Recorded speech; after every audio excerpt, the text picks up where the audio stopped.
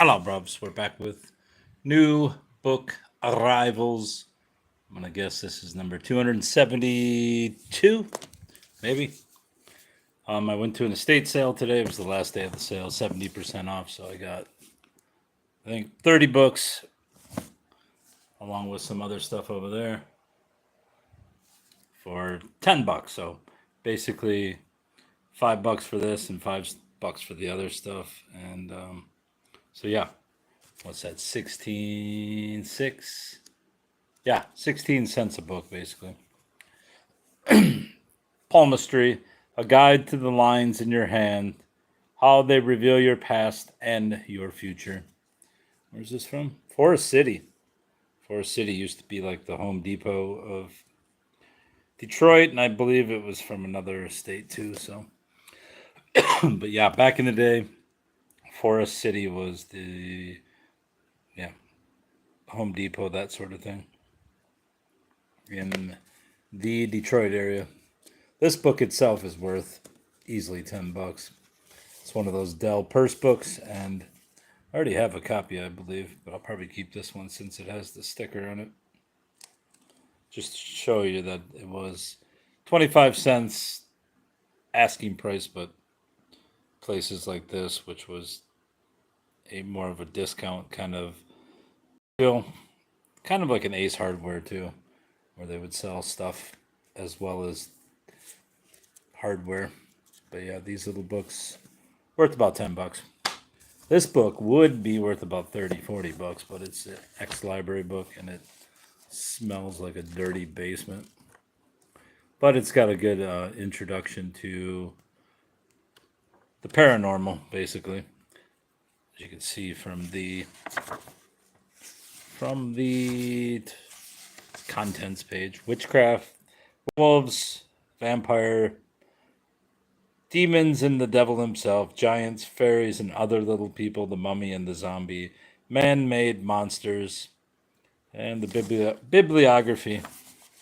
Yeah, it's basically like a something you'd give like a middle schooler about demons, and yeah, they got some good illustrations. The witch and the demon, demons and the devil himself. Jonathan Frid, of course, from Dark Shadows. I don't know who that is. Bella Lugosi. Yeah, Bella Lugosi is dead. The vampire, the werewolf. It's a pretty cool looking little the wild beast of the Gavaden, an animal, probably a wolf, was reported to have killed over 80 persons in the French province of Normandy in the mid 18th century. This wild beast was commonly believed to be a werewolf. Kind of looks like it. The werewolf attacking a man. See, he doesn't really look like what you see a standard werewolf. He looks more like the wolf himself. What do we got here? Oh, that's what's her name? Dark Shadows. What's her name? Bewitched. Well, these are great examples of witches. Billy Beck, the horned god of the witches, as envisioned by Eliphas Levy, a 19th century occultist. Witches were supposed to be able to change their shapes and to fly. Persecuted witch. That's pretty cool. Whatever that is. Bib overall. Anyway. Whoa! Look at this. Old ruler made of metal. Back when America wasn't a bunch of fucking crybabies. The Three Camels, A Story of India. Elsie Helena Spriggs and Elsie Helena are Anna Wood. What the hell is this? All right, I've seen enough of that fucking book. I don't know what the hell that was, but I don't want to know what it was. Something to do with Three Camels, A Story of India. It looks more like fucking Petera City. Aldous Huxley, Brave New World. And inside this book, inside the pages were all these stamps. I don't know why, but out of all the books, why this one got all the stamps from this person's collection, but there they are. The book itself is just the standard Huxley, but with a bunch of stamps. Wow! Cat's Eye, Andre Norton. Look at that cat. He ain't messing. He kind of looks like a monkey. More than a cat, but alright. Admirably conceived and written, should fascinate young or old readers. Cat's Eye. Meow. Andre Norton has won an enviable reputation in the field of science fiction. Nice guy. Movie suggestions? I need something to watch. You mean like any movie? If you can get the movie called Le Nain Rouge, it was a French film. I recommend that movie. Probably can't find it, but Le Nain Rouge, Lenain Rouge. That's, I'm telling you, one of my favorites. Le Nain Rouge is one of my all-time favorites. What else? Obviously, I like Twin Peaks movie. That was a great one.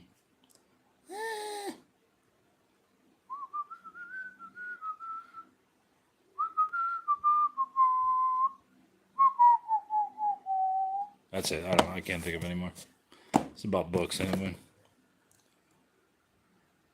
I like world cinema, but not delivered deep on French cinema. I like Korean flicks. How about Korean clicks? Regan's Planet, 1992, the wild and wacky novel of the next World's Fair. Hey! Columbus found the world in 1492, and then Claude Regan found it again in 92. That's sci-fi, buddy. How to Stay Alive in the Woods. I have more copies of this goddamn book now than, well, maybe not more, but this one does not have a broken spine, so that's the first one I've found that doesn't have a broken spine. And at 18 cents, you can't really go wrong, or 16 cents. Mary Baker Eddy's Science and Health.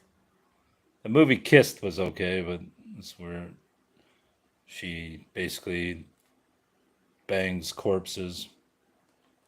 And what other movies? Bad Lieutenant, the NC-17 version is fucking amazing. I mean, you want to be offended by a movie, get the Bad Lieutenant. What else?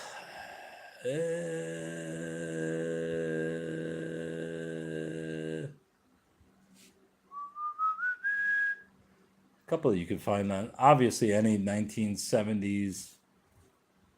What's that? Hammer vampire flicks. Is that a cat running? Nope, that's the opossum. Motherfucker. I should go chase after him, but I ain't gonna look for him. 70s vampire movies. The British Hammer films are all fucking amazing.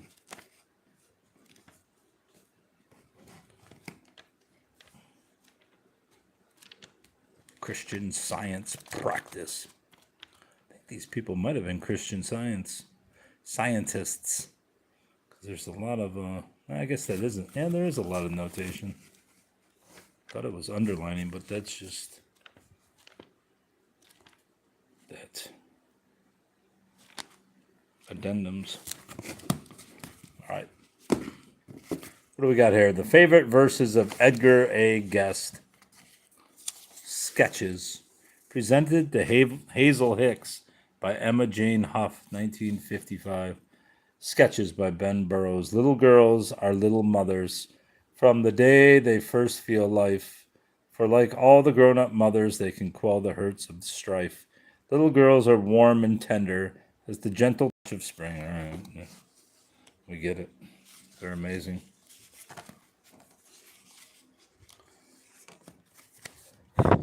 So, I think I should have got that fucking placard that was at the sale.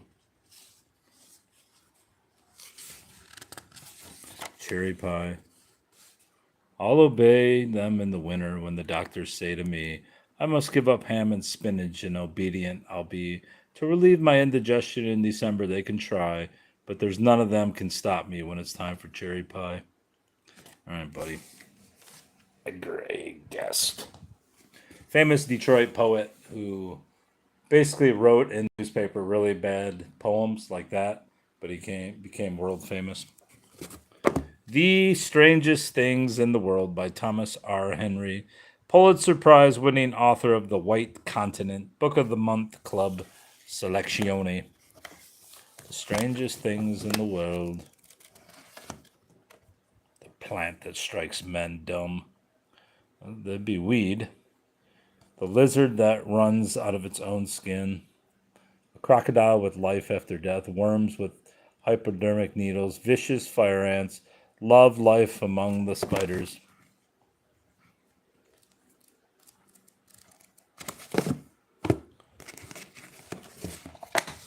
Arthur C. Clarke, Tales of 10 Worlds.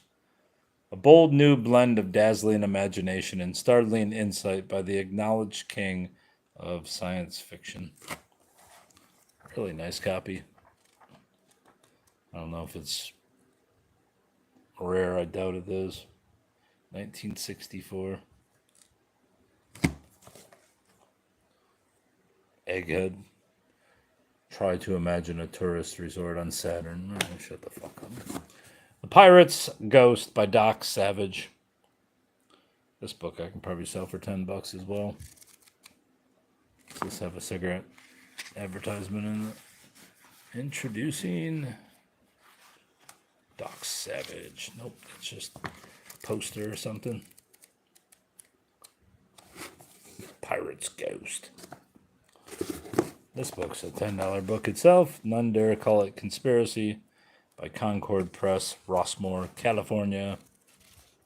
It's basically telling you that there were communists in our government, as the John Birch Society told us, and Joseph McCarthy told us for years, and no one's like, there ain't no communists here. How can you go so far, Mr. McCarthy? Well, now we have communists running our government. And Trump, the socialist. The Unending Night, George H. Smith. A runaway Mars, like a ball of fire, drew closer and closer to Earth. This book is really light. I guess it's just as light, but this is exceedingly light. Look at that fireball. Looks like Tehran. They're terrorized in Tehran, buddy. War Under the Waves, the guts and glory of the brave men who fought the silent war in the depths of the sea, by Fred Warshawski. We'll probably sell this because I don't really give a shit about it. And this book, I'll probably sell it with this book. Is that considered a U-boat? I doubt it. The U-boat's a submarine, right? This book apparently has some value, and it's in really good shape. It's like these people didn't even read these books. They just bought them. Is this a faucet? No, it's Ballantine books. The Girl from Istanbul. Getting her ass beat by this fucking fascist. The scene is Istanbul when Al Glenn and his American sidekick Jeff Cavassa investigate an international kidnap plot involving the disappearance of a certain Turkish young lady. Her name was Zaida Murad, and she was a knockout. That's the main fucking point. Someone liked her enough to want to keep her, and she had simply vanished. Al and Jeff have little to go on until the first murder, which leaves a clue that sends them on a wild and near suicidal chase through Turkey's treacherous countryside. Then there's a little Mark Twain, which I only got just because I knew the books would be cheap. I planned to never read Mark Twain. I don't know why. It just didn't seem like...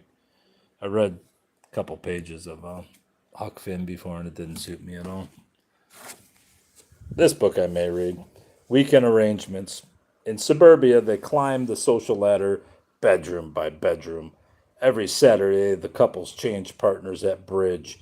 And at love, A shocking revelation of the ultra modern approach to marriage and morals. De Vintes. Marriage in the suburbs became a game of roulette, and everybody played. First the fabulous 40s, then the fantastic 50s, now the sex mad 60s. Don't worry, we've returned to the age of debauchery. Fucking cretins. Bunch of Earl Stanley Gardner books. Looks like 1970s editions. 1970 exactly. Yeah, they're in good shape. Otherwise, I wouldn't have got them. I have some of these somewhere around, and I will eventually package them just because I don't give a shit about these kind of pulp garbage. I mean, they couldn't have gone any cheaper on these fucking covers. Just some girl in a terrible bikini.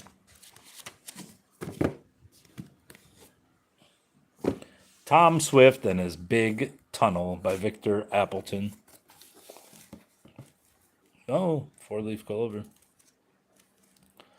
Pretty sure this is the book that had multiple flowers and things, which basically ruined the book, but it's not worth that much to begin with.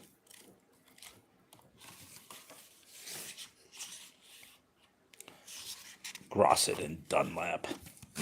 Yeah, unless it's like Frankenstein or something like that, it's not going to be worth much anyway. In the Palm of the Mitten by Bernice Chappell. Oh, this is a fucking... What a font this is. By noon on Christmas Day, the relatives began to arrive in cutters and sleighs. Uncle Theodore, the eldest of Pa's half-brothers. Fuck are these people? In the Palm of the Mitten is an authentic book of nostalgia of Michigan's rural life in the early 1900s. The narrative account of the Klein and Avery families will transport you back to the time to the horse and buggy days and the thrill of the first automobiles. You'll become aware of the attitudes and moral values of the people as you laugh and cry with the typical farm family of the time. Great Lake Books, Brighton, Michigan. Where does this story take place?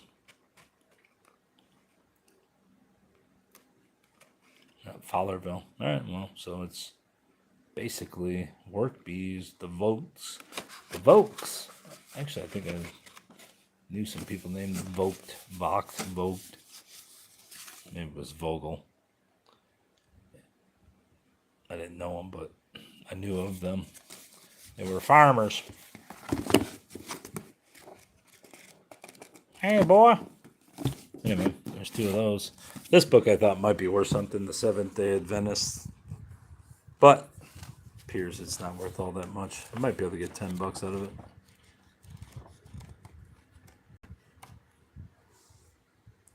(1968) printing.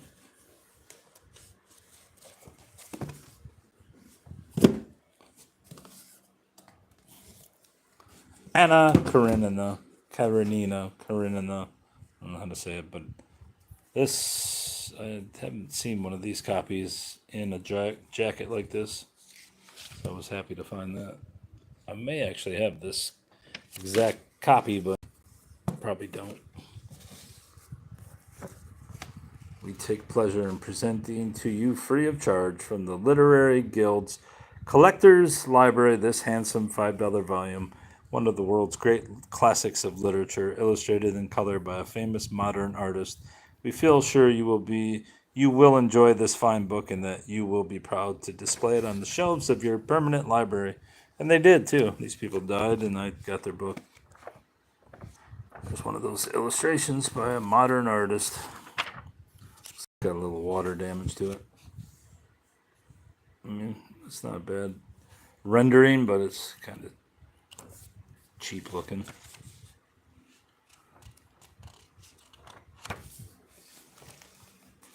Other than the moisture exposure, which I believe there is. Great shape for a 60-year-old, 70-year-old book. What year was it? 60? Obviously, Anna Karenina is way older than that, but 46, so what's that, 54? It's almost 80 years old. Nice jacket. Needs to be put in Mylar My law. My law, your law. Queen Anne Boleyn. Francis Hackett. And I wouldn't have purchased it. But it had this, which I thought was one of those books tags, but it's actually not, unless Miss Bert Moshimer owned a bookstore in Northville, which is not impossible. But I would not have gotten this book if it did not have this dust jacket. Not that the book's worth anything with the jacket, but without the jacket, it's worth less than nothing. Queen Anne Boleyn. V of these. I believe I have this book somewhere. Life of William McKinley. I looked for it, but I couldn't find it. I need to look at the spine. That's just the basic spine. Our murdered president. Was McKinley assassinated or did he just die? I think he was assassinated. It'd be great if that was signed, but it's not, obviously. A masterpiece of McKinley's eloquence and a history of anarchy, its purpose and results.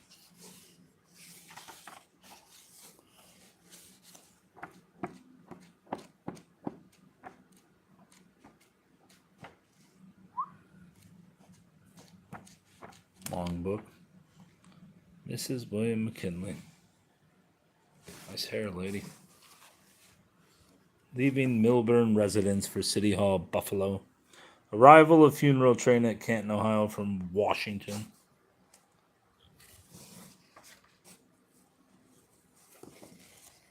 Since it says he was murdered, I assume he was assassinated.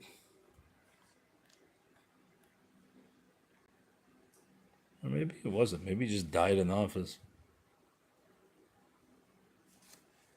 No, I believe he was assassinated.